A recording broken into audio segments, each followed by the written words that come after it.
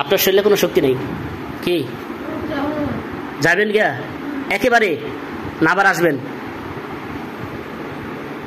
একেবারেই চলে যাবেন না আবার আসবেন লিখিত দিবেন লিখিত দেন কি আমার কাছে যেহেতু আসছে একটা লিখতে পারবেন আর কে কইছে এটি লিখতে পারে আমি দোয়া পড়ে হাতে ফু দিলে কলমে হাত লেখা শুরু করবো তাহলে বুঝছি ও কাম হইব না কারণ অনেক হুজুরদের সাথে আপনি প্রতারণা করছেন অনেক কবিরাজদের সাথে আপনি প্রতারণা করছেন আপনার আশেপাশে কয়জন আছে বলেন তো কয়জন আছে আরে বলেন কয়জন আছে কেউ নাই আচ্ছা তাহলে হত্যা করে ফেলি হ্যাঁ আচ্ছা আবার বেয়াদবি করছেন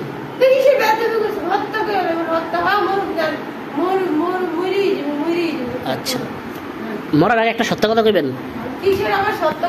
মরার আগে একটা সত্য কথা আচ্ছা মরার আগে একটা সত্য কথা কন মরার আগে একটা সত্য কথা কন কথা বলবেন না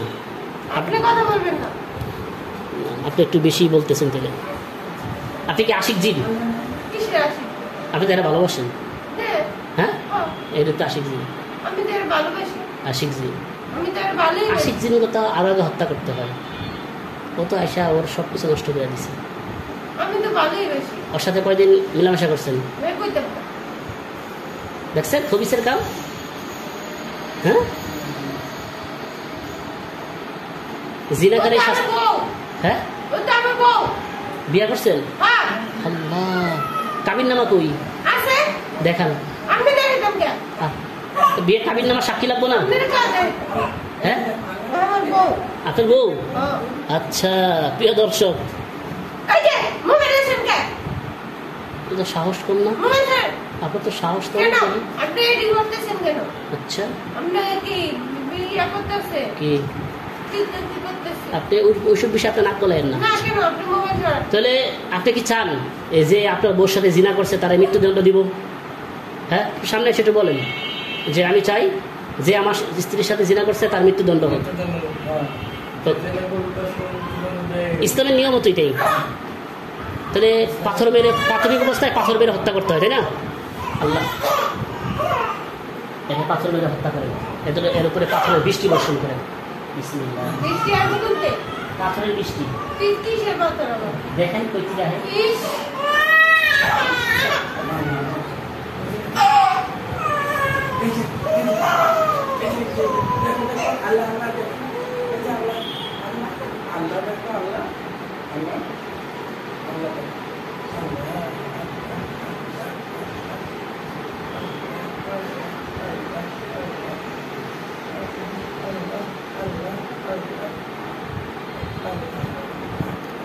আমার দাঁড়াইলে আবার আমার ভাই বই নেই হ্যাঁ আল্লাহ তারপরে পাথরের বৃষ্টি বর্ষণ করে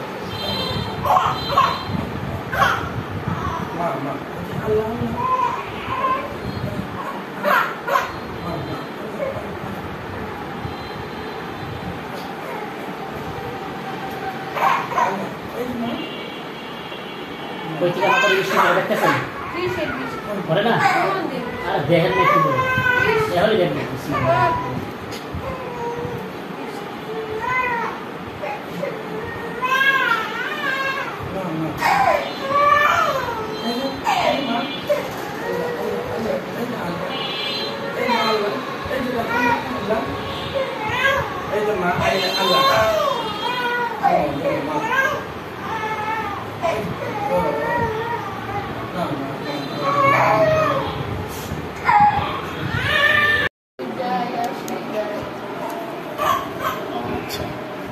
আপনার সব ভাই বোনই আসেন বেবি ঠিক হয়ে যাবে ইনশাল্লাহ সব ভাই বোনই আসেন না আপনি একাই আসেন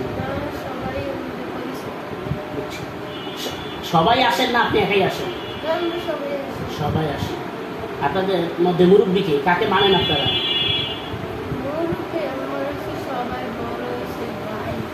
ভাই কেন আসছেন একটু বলেন তো এমনি আসেন আপনার ছেলে না মেয়ে ছেলে আপনার নাম নাই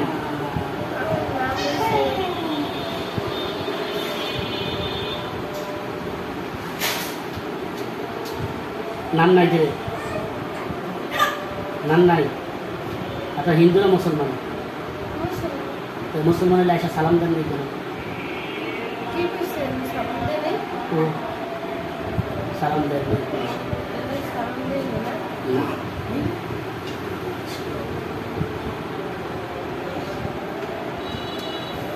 আপনাদের জাদু, সবার জাদু নষ্ট হয়ে গেছে। আপনাদের সবার জাদু নষ্ট হয়ে গেছে।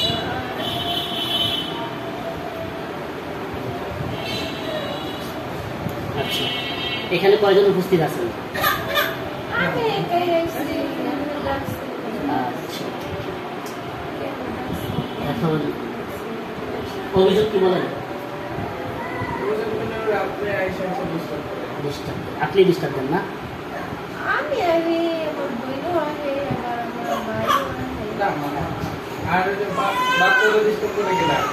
বাচ্চাকে ডিস্টার্ব দেন? ভয় পায়? আপনার বলে ভয় পায় না? আপনারা একটু মাঝে মধ্যে দেখা দেন? ঠিক আছে, বাচ্চারা স্বাভাবিক করেন। আপনাদের এই প্রভাবের কারণে কান্না করতেছে? আচ্ছা, এখন আপনারা কি চান যে চলে যাক নাকি? আচ্ছা, মাশাআল্লাহ, আপনাদের খুব ধন্যবাদ জানাই, জাযাকাল্লাহ। এখন এই রুগী মাহমুদার স্বামী, তার কথা হচ্ছে যে ভাই আমরা মানুষ, তারা জিন। এখন জিন আর মানুষ একসাথে বসবাস করতে পারে। যেমন পশু আর মানুষ একসাথে বসবাস করতে পারে।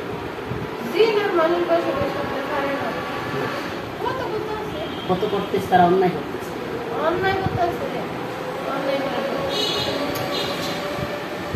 যেহেতু আপনি মুসলমান, শুনেন আমার কথা, শুনেন। আমি ওয়াজ করবো, আমি বলবো, আপনি শুনবেন। আপনার কথা কথা আমি যেটা জিজ্ঞাসা করবো শুধু ওইটার উত্তর দেবেন, অতিরিক্ত কথা বলবেন না।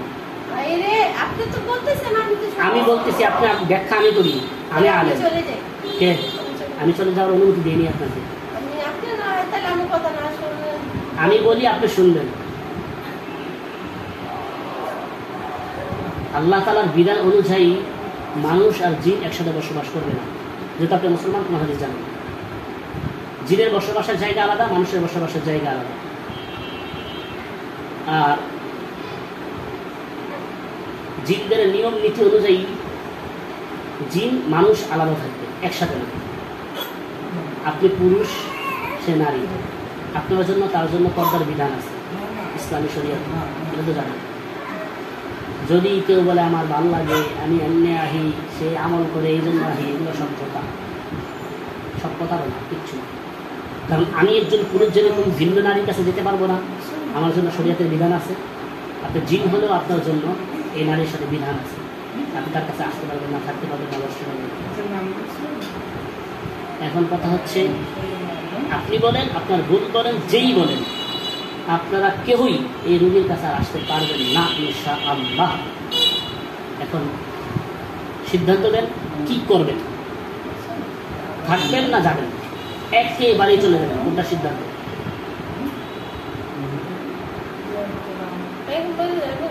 হ্যাঁ হ্যাঁ, একবারে যেতে হবে। আপনি না, আপনাদের যতজনের প্রভাব আছে সবাইকে যেতে হবে।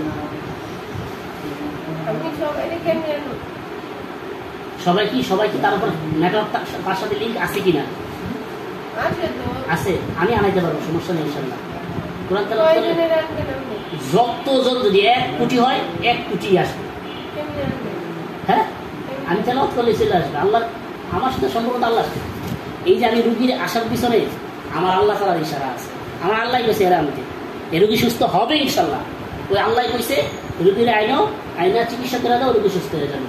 জিনদেরকে আল্লাহ বলে দিছে, তুমি ওয়াজ নসিহত করো, যদি মাইনা নেয় তাহলে বুঝ পাতা, না বাঁচলে কচু পাতা বলেন তো। মাইনা নিলে আলহামদুলিল্লাহ, আপনাদেরকে ছেড়ে দিতে বলছে সম্মানের সাথে। আর যদি না মানে, বলছে আপনাকে শাস্তি দিতে। এই হালকা শাস্তির মাধ্যমে যদি চলে যেতে না চান, আল্লাহ বলছে এদেরকে তরবারি দিয়ে হত্যা করে ফেলো। পৃথিবীর যেখানে যেই গর্তেই লুকায় থাকুক, ও সেখানে মারা যাবে। আমি হাত এখানে দাঁড়াবো, আল্লাহর কুদরতি তরবারি ওখানে গিয়ে লাগবে। এটা আল্লাহ তাআলার সাথে আমার কথা হয়ে গেছে। আল্লাহ তাআলা সেই আয়াতও আমাদের হ্যাঁ যারা অন্যায়কারী ওয়ানুনাজ্জিলু মিনাল কুরআনি মা হুয়া শিফাউ ওয়া রাহমাতুল লিল মুমিনিন। আমার কথা শুনেন, এই কোরআন মুমিনদের জন্য শিফা, ওয়ালা ইয়াজিদুজ যালিমিনা ইল্লা খাসারা।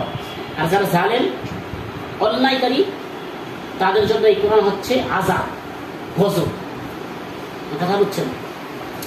এই জন্য যেহেতু আপনি নারীর কাছে আসছেন, আপনি অন্যায় করছেন, অপরাধ করছেন, নারীর উপর জুলুম করছেন, এই শিশু সন্তানের উপর জুলুম করছেন, এই পুরুষটার উপর জুলুম করছেন, এর শ্বশুর শাশুড়ির উপর আপনি জুলুম করছেন, সুতরাং আপনি অন্যায় করেন। আল্লাহর কোরআনের ভাষায় ওয়ালা ইয়াজিদুজ যালিমিনা ইল্লা খাসারা। আর জালিমদের জন্য কঠিন থেকে কঠিন শাস্তি আছে, আর মুমিনদের জন্য শিফা, সুস্থতা। এখন আপনি যদি জালিম হন, কোরআনের ভাষায় এই কোরআন আপনার জন্য গজব হবে। ঠিক আছে? আপনি কোনো সাহায্যকারী পাবেন না। বিসমিল্লাহির রহমানির রহিম।